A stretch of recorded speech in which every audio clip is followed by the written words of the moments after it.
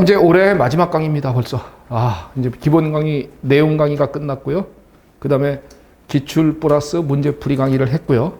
그 다음에 뭐 했죠? 내가 뭔 강의를 했습니까? 그거하고 유기화학을 했죠. 그죠? 유기화학 특강을 했고, 그 다음에 이제 마지막인 요거 이제 최종 정리 강의입니다. 최종 정리 강의는 지금부터 4번 만에 끝냅니다. 4회를 끝내는데, 알다시피 화학의 전반적인 내용은 4회면 충분합니다. 내용은 그렇게 알다시피 여러분들이 이제 지금쯤 되니까 문제들 같은 거 풀어보셨을 거잖아요. 그러니까 내용 정리는 그렇게 우리가 안 걸려요. 그런데 화학은 알다시피 내용을 알면은 바로 문제가 풀린다 이런 과목이 아니죠. 이게 아니죠. 이게. 얘와 얘를 별개로 노는 과목이죠. 그런 관계로 내용 정리를 갖다 그렇다고 해서 안 하느냐? 안 되죠. 내용 정리를 뭘 알아야 문제를 풀든지 말든지 할 것 아니겠습니까? 그러니까 먼저 내용 정리를 여기서 딱 끝내놓고 그 다음에 여러분들은 꼭 문제를 푸셔야 합니다. 문제를 풀어가면서 내용을 거꾸로 되짚어 본다라는 생각을 가지면 돼요. 알았죠? 문제 푸실 때 그 문제가 안 풀리는 거는 이렇게 생각해야 돼요. 항상 긍정적인 마인드. 긍정적인 마인드. 자, 문제가 안 풀리면 부정적인 사람들은 나 이거 못 푼다. 큰일 났다. 하면서 좌절감을 자꾸 느끼죠. 물론 좌절감이 들어오는데 그때 마인드를 바꿔야 합니다. 문제가 안 풀린다. 그러면은 내 허점을 시험 전에 미리 발견하였음에 기쁘다. 알았죠? 시험장에서 허점 발견하는 사람이 세고 셌잖아요. 그게 세고 센데 시험 전에 못 푸는 문제예요. 뭐가 문제가 되겠습니까? 그리고 자, 항상 첫 번째 강조하는 건 긍정적인 마인드를 가져라. 그래서 시험 전에 미리 발견하였음에 기쁘다라는 생각을 가지면서 못 푸는 문제가 나오면은 그거를 통해서 내용 정리를 다시 한번 해보겠다라고 생각하면 돼요. 두 번째는 문제 풀 때, 내용 정리하고 문제 풀 때, 자, 못 푸는 문제가 나왔다. 여기서 이제 공부 방향성이 왜 문제입니다. 공부 방향성이 별로 좋지 않은 친구는 그 문제의 해설을 읽어버립니다. 이건 이제 안 그러지는 거죠. 그 문제 안 나와요. 여러분들이 푸는 문제는 시험장에서 똑같은 문제가 출제되는 경우는 없습니다. 과거 기출 문제가 다 그렇고요. 시중에 돌고 있는 모든 문제집의 모든 문제에서 하나 정도 걸릴까 말까 하는 겁니다. 그러면 그게 똑같이 나오기 때문에 그 문제를 푸는 게 아니잖아요. 그게 아니라 그 문제를 통해서 내용을 다시 한번 올바른 공부는 문제가 안 풀린다 그랬을 때 내용을 다시 되짚어 본다 이렇게 거죠. 내용을 갖다가 다시 되짚어 보는 집자가 피읍이냐 비읍이냐. 되짚는다 했을 때 집자가 뭐야? 알아서 해석하세요. 나는 화학 선생이지 국어 선생이 아니기 때문에 알아서 되짚어 본다. 이렇게. 이게 올바른 마인드인 겁니다. 그래서 이렇게 내용을 자꾸 되짚어 보다 보면은 응용력이 자라게 되죠. 응용력이 자라면서 내용에서 혼동되는 것은 없는 상태에서 응용력이 자라면은 제가 볼 때 6 내지 7문제는 항상 맞출 수 있습니다. 그리고 거기서 응용력이 조금 더 있는 친구는 8개, 9개 노려볼 수 있는 거고요. 그리고 만점을 자꾸 노리지 마시고요. 만점을 노리면 어떤 경향성이 생기느냐면요. 모르는 거 하나에 집착하게 돼요. 그래서 너무 이상한 거, 골 때리는 거, 신기한 거 하나에 자꾸 집착하게 되니까 공부 방향성이 산으로 갈 가능성이 높습니다. 그러니까 만점은 그냥 운이 좋으면 맞을 수 있는 거다라고 생각하는 게 올바른 방향성이고요. 그냥 8개, 9개 정도면 되지 않을까 이런 생각을 갖는 거. 그게 올바른 방향이다라고 생각을 합니다. 그래서 저는 지금 4번을 통해서 내용을 한번 쭉 짚어드릴 거예요. 여기서 너무 쉬운 건 뺍니다.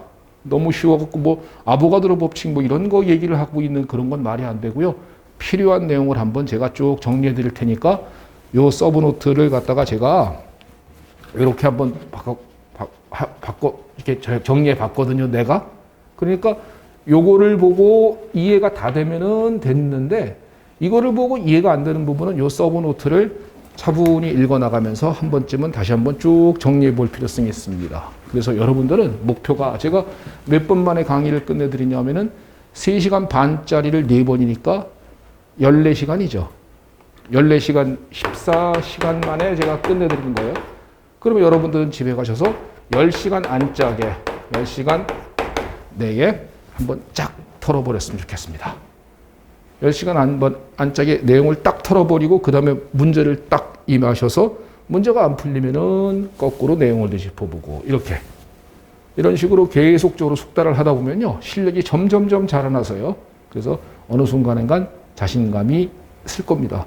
그 자신감이 섰을 때 시험장 들어가서 알고 있는 대로 문제를 푸는 겁니다. 시험장 들어가서도 또 중요하지요. 아는 대로 문제를 푸는 거예요. 자기가 아는 대로. 그러니까 자기가 지식에 있는 것만 그대로 푸는 겁니다. 거기서 이런 생각 저런 생각을 하면서 시험장에서 갑자기 평상시에 생각해 보지도 않았던 그런 내용들이 막 떠올랐다? 다 틀리는 겁니다. 그러니까 현재 지금 알고 있는 대로만 문제를 푼다. 그러려면요. 내용이 잘 정리가 되어야 돼요. 그래서 내가 정리된 내용에 내가 아는 건 이것밖에 없는데 이런 생각을 가지면서 문제를 해결하는 것이 좋습니다. 요즘에 그 오픈 카톡방에서 막 띵똥띵똥 하면서 자꾸 글들이 올라오는데 참 보면은 공부 방향성들 너무나 잘못들 잡고 있죠. 완전 산으로 가고 있는 공부들 하고 있습니다. 그걸 참 훈계 드리자니 너무 훈계할 게 많고 가만히 있자니 보기에 안타깝고 참 그래서 어떻게 손을 못 대고 있는 그런 상황인데요. 공부 방향성들 잘못 잡아가지고 산으로 가는 그런 일은 좀 벌어지지 않았으면 좋겠다라는 생각이 듭니다. 자, 그럼 지금부터요. 이 화학책, 이게 전체 내용이거든요. 전체 내용에서 제가 변리사에서는 여기서 상당히 많이 빼드렸죠. 그러니까 왜 미트리트보다 조금 문제 수준이 조금 낮으니까 거기에 합당하게 공부하는 것이 좋거든요. 그러니까 지금부터요. 이 내용을 통해서 이 내용들을 통해서 한번 내용 전반적인 내용을 한번 쭉 점검해 보고 한번 앞뒤로 왔다 갔다 하면서 한번 해보자고요. 자, 첫 번째 내용 갑니다. 금속의 녹는 점과 끓는 점이에요. 자, 녹는 점과 끓는 점 문제는 지금 현재 금속입니다. 금속끼리 비교할 때 얘기해요.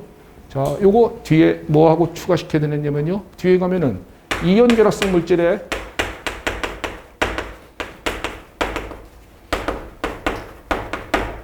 이온 결합성 물질의 녹는 점과 끓는 점과 요거랑 비교해야 돼요. 이온 결합성 물질의 MPBP 뒤에 서브노트의 뒤에 어딘가에 있습니다. 그리고 뒤에 또 나가면요. 공유 결합성 물질의 MPBP와 또 비교할 줄 알아야 합니다. 그래서 금속일 땐 이렇게 하고 이온 결합성 물질일 땐 이렇게 하고 공유 결합성 물질일 땐 이렇게 하는구나 이거란 말이에요. 그러니까 금속끼리 녹는 점 끓는 점을 비교하세요 하면은 바로 요 원리야. 그리고 이온 결합성 물질의 녹는 점 끓는 점. 자, 뒤에 거니까 한번 물어봅시다. 이온 결합성 물질의 녹는 점 끓는 점은 삐졌어. 이제 10월이지? 괜찮아. 10월이잖아. 아직은 더워. 좀 이따가 개 추워지는 그 순간 시험이 바로 내일 모레가 되죠. 그때 가면 바로바로 튀어나와야 돼요. 이온 결합성 물질은 뒤에 가서 얘기합니다만 전해량이 클수록 거리가 작을수록. 공유 결합성 물질의 녹는 점 끓는 점은 어떻게 비교합니까? 그렇죠. 분자 간의 힘이죠. 그래서 분자 간의 힘이 크다, 진기압 작다, 끓는 점 높다, 기화열 크다, 표면 장력 크다, 임계온도 크다 이런 말을 할 수 있는 것. 이런 것들이 내용이 머릿속에 팍팍팍팍 지나가 주는 거죠. 그래서 이렇게 세 개를 갖다가 비교적으로 같이 이렇게 보는 겁니다. 이럴 때 금속의 녹는 점과 끓는 점은 어떻게 비교하니? 바로 두 가지 측면이죠. 자유전자가 많을수록 두 번째 거리가 작을수록이죠. 자유전자 많고 거리 작으면 거기에 줄만 딱 쳐놓으면 돼요. 굳이 다 적지 말고 이런 전체적인 흐름 같은 것만 쭉 적어 놓으십시오. 그래서 자, 금속이 녹는 점 끓는 점과 비교할 때 이온 결합성 물질, 공유 결합성 물질을 같이 봐야 한다. 공부할 때는 반드시 그렇게 공부가 되어야 돼. 그리고 금속끼리 비교할 때는 어떻게 비교하니? 자유전자가 많을수록 거리가 작을수록이다. 여기서 거리는 당연히 금속의 원자반지름이고요. 이건 원자반지름이고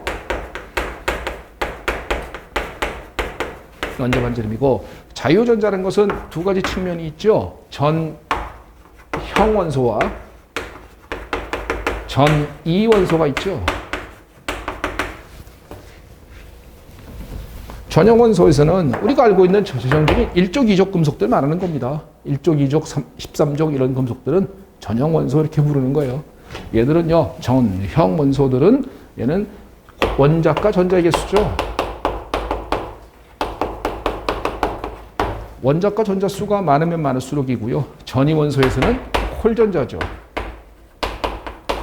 홀전자 수다라고 말할 수 있겠습니까? 자, 이게 금속의 녹는점 끓는 점을 서로 간에 비교할 때 이렇게 비교하는 거예요.